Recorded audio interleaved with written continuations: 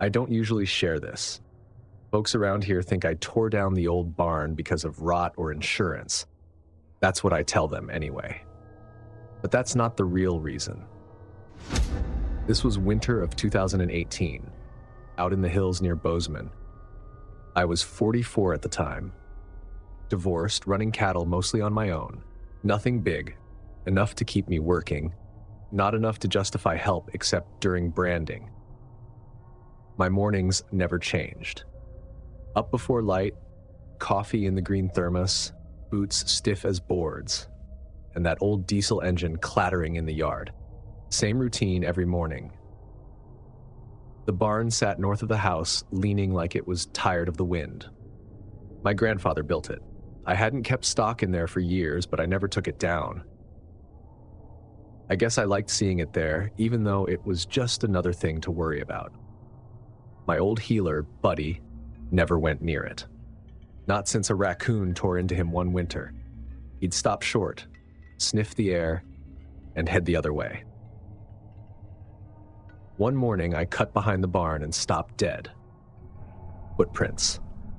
One set clear as could be in the fresh snow, big enough to be a grown man's. They circled the barn twice, then ended under the north window. No tire tracks on the county road. Probably nothing, I remember thinking. Some surveyor, maybe. But the idea of someone standing at that window staring in stuck with me. That day, I found some scrap lumber and nailed a couple of boards across the frame. Ugly, but it would do. That night, I slept on the couch. Not because I was scared, at least that's what I told myself. Just figured I'd keep an ear on things. TV was on low, Buddy snoring on his mat. Every hour or so I got up, checked the door, looked across at the barn. Nothing moved. Morning came. Coffee, boots, stock tank frozen solid. I walked up to the barn and my stomach sank. One of the boards was gone. Not broken, pulled clean. The nails lay in the snow. New prints pressed under the window, deeper than before. Like whoever it was stood there for a while, just watching in. That made me angry more than anything. I found longer screws, a hasp, and a heavy chain. Fixed the window good and tight this time. I even moved my trail cam from the pond. Strapped it high on a cottonwood facing the barn. Fresh batteries, empty card. I figured, fine, come back now, and I'll have your picture. Next morning I checked. Same story. One board gone. Inside, on the sill, was a wet coffee ring.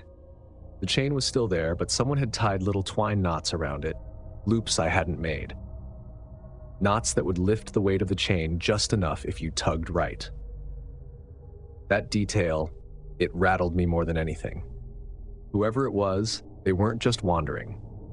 They were careful. They were practicing. I pulled the trail cam. It had caught snowflakes, a magpie, then nothing. The screen showed low battery at 2:13 a.m., after which it quit. The batteries were new. I can't explain it.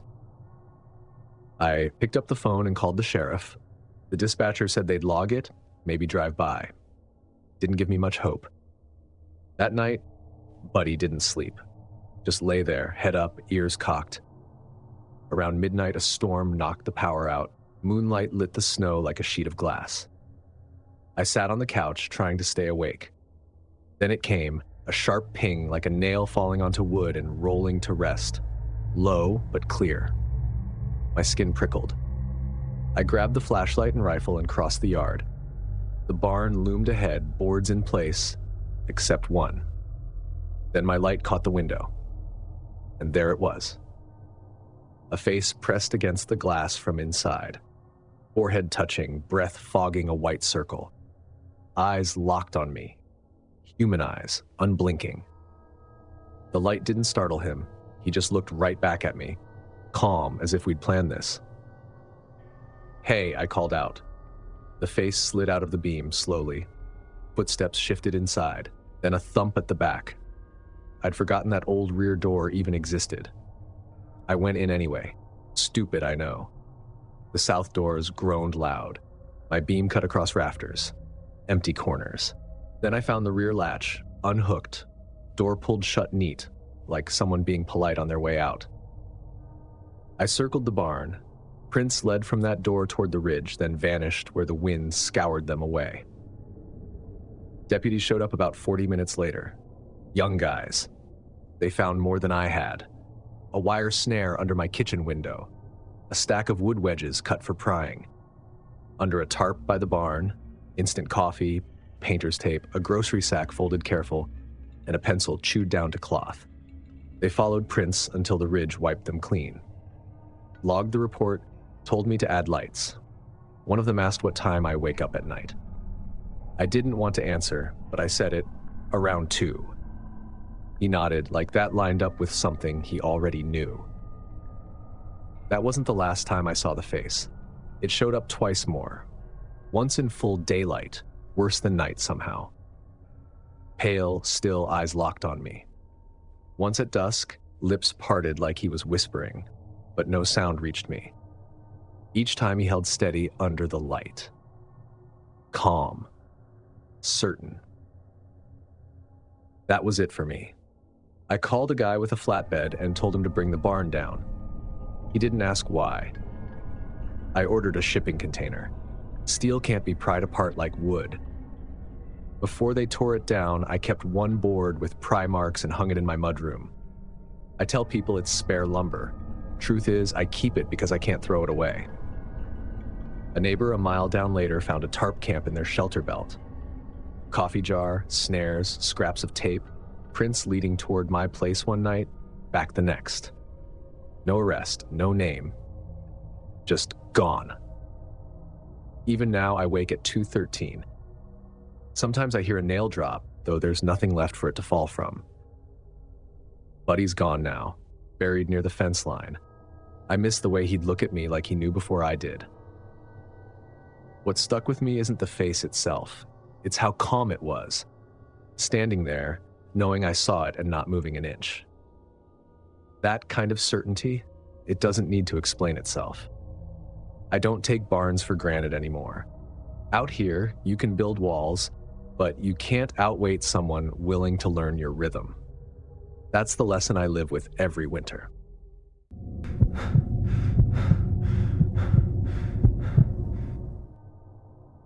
I always forget how dark Vermont is until I'm standing in it again. In the city, the dark has color, signs, headlights, noise. Out here, it's like the sky seals shut. My name's Claire. I'm 29 and I make my living producing podcasts, mostly from my laptop in whatever city I happen to be in. October 2022, I flew home for a few days. My mom wanted attic boxes cleared, and I needed a break from my tiny apartment and podcast deadlines. Dad picked me up at the airport with cider donuts in my lap before I could protest. The house looked the same as it did in high school. White siding, slate roof, motion sensor on the porch that still refuses to turn on when it should. That squeaky screen door has been up next on Dad's fix list since 2006. I told them I'd take a walk before bed. My jet lag trick. The old loop trail behind the house is 20 minutes if you're not pretending to be in a movie. Mom told me to wear a hat. Dad offered me his old lantern. I waved my phone instead. Recording sound is a habit. I keep folders full of subway breaks, laundromat hums, ice scoops. So I slipped my phone into record mode and started the loop. Past the compost, down the dip where water collects around the old stone wall. The porch light finally flicked on behind me like it had to think about it first. That's where I saw the first light, warm and low. Not a porch light, more like a lantern flickering behind the trees. Then another deeper in, then one off to the side. They looked placed, not random. I ran through the options. No fireflies in October, no car headlights that steady, and no neighbor would string lights back here without Mom declaring war. I whispered hello and immediately regretted it. The sound just fell flat, as if the woods ate it. I left the phone running. Later, when I boosted the audio, I heard faint ticks. Irregular, like someone shifting pace with a zipper pull or ring-tapping metal. Human rhythm. I called out louder. Every light went out, not fading, cut. The kind of silence that presses in. That's when I heard an exhale close to my right ear, warm enough to register. Then the tiny click of a lantern knob turning, but no flame. I didn't call out again. I said nope and started back. By the time the yard came into view, the porch sensor finally lit. I thought that was it. But when I turned on the porch, I saw them again. One lantern snapped on deep in the trees, another lit lower, closer to the drive, a third at knee height, exactly where I'd walked. They didn't look like guides. They looked like barriers. Inside, I told my parents. Dad said, "Kids playing camp." Mom listed off neighbors' kids, half out of state, one with a broken arm. I played them my recording. Wind, my breath, the faint ticks. And under it, boosted, a single whispered, "Shh." Not mine. Dad asked, "Your phone can do that?" Which wasn't the point. He insisted we check. We walked back with his lantern, his voice calling, "Okay now," into the dark. No answer. Just the faint paraffin smell and leaves shifting where nobody stepped. The next day, the game warden came. He found them, not me. Tea light tins burned out and tucked under roots, then more further in. Finally, clear fishing lines strung chest high between trees, strong and almost invisible. Another line lower, knee height. A lattice meant to guide or slow someone. Control, not decoration. Kids rehearse dumb things, but his tone changed once he saw the lines. You did right going back. That night, I didn't walk. I stood on the porch, watching the light sensor flicker like it had an attitude. In bed, I kept replaying the recording. The whisper sat under my voice like it wanted to be heard without being found. I could have cut an episode around it. The woods answer back, but it felt wrong to use it. The third morning, he texted Dad. More tins, more fishing line. He'd taken them down. He'd do extra patrols for a while. Mom pushed pancakes, Dad grumbled about lanterns, and I pretended nothing stuck. But the truth is, it did. Here's what stays with me. The way those lights were placed. From a distance, they looked like an invitation. Up close, like a corridor. String lines where mouths and knees would be. Lights snapping off the second I spoke, as if on cue. And then 3 reappearing, behind, in front, at shin height when I thought I was safe. You can build a rational story out of it. Teenagers daring each other, someone practicing a prank, a ritual that didn't finish. Or you can admit the other thing, that it was set up for someone like me, that it was supposed to test how I'd move, how I'd respond. I still keep the clip on a drive. I never aired it. Sometimes I play it back just to confirm it's there. The ticks line up like footsteps. The whisper still looks like shh on the waveform. I've shown no one else. When people ask what Vermont in the fall is like, I tell them the truth. Leaves, cider, tourists. I don't mention lanterns. I walk the loop in daylight now when the porch light stays off because it knows it's supposed to.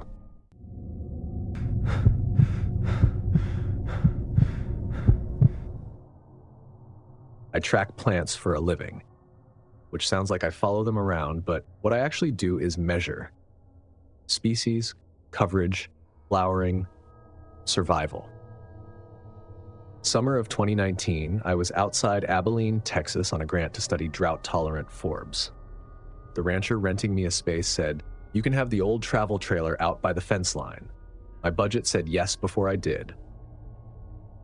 The trailer had a working AC, a dorm fridge where I stored samples in paper bags, and linoleum curling at the edges like it was trying to leave. The water ran rusty at first, but cleared.